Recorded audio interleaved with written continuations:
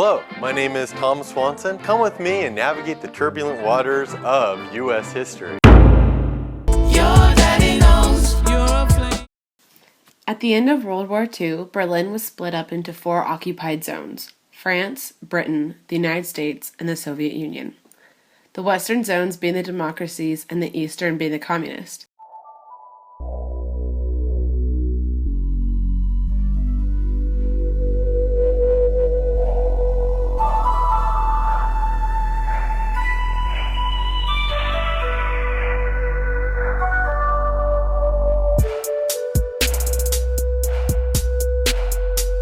In sight of recent events, we've called this meeting to seek a solution on this ongoing issue.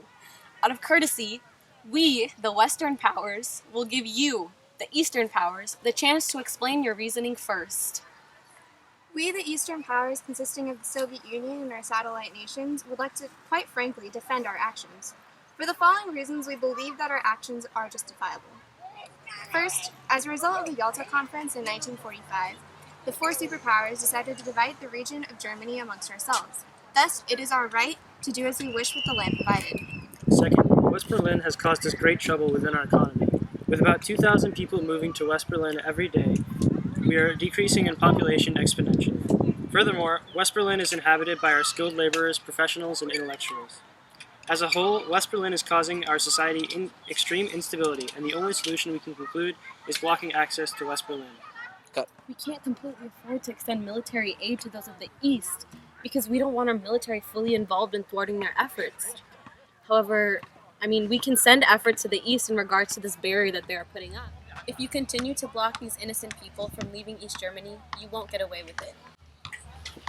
Maybe it's time for us to simply go forth with our plans with the barbed wire around West Berlin. It doesn't seem as though they're going to comply peacefully. We can make no promises other than no further action will be unjustified.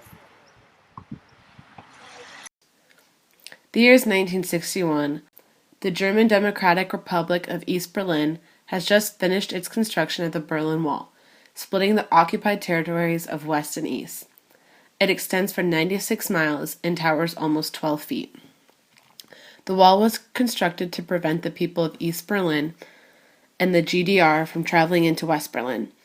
Over time, East Berlin started to fortify what became to be known as the Death Strip, with a barbed wire fence that set off a silent alarm when touched, tank traps that were built to stop escapes and also any possible invasion from the west, steel spikes, known as Stalin's Lawn, a smooth ground that showed any footprints of escapees, and a shoot-to-kill order for anyone who denied guards orders to stop. It was no surprise only about 5,000 people out of over 100,000 escapees ever made it to the west. The day finally came in November 9th, 1989. In the evening, around 7 p.m., the spokesman for East Berlin's Communist Party announced that citizens were free to cross the borders. Many began to swarm the wall shouting, "Tor auf," open the gates, waiting for the gates to be open at midnight. And the next weekend, over 2 million people crossed the border to be reunited with family, friends, and to celebrate their new freedoms. The official reunification of Germany came in October 1990, and the last piece of the wall was removed in 1945. Germany was whole once more.